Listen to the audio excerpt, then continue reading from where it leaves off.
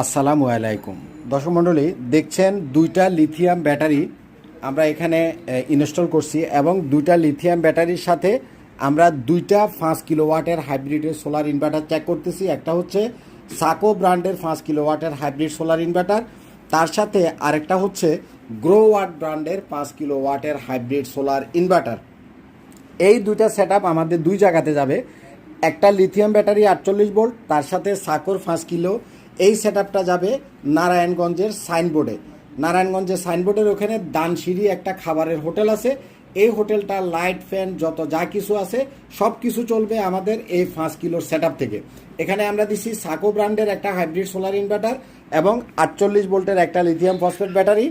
আর আরেকটা সেট আমরা আজকে পাঠাবো কুমিল্লার 14 গ্রামের বুচ্চি গ্রামে।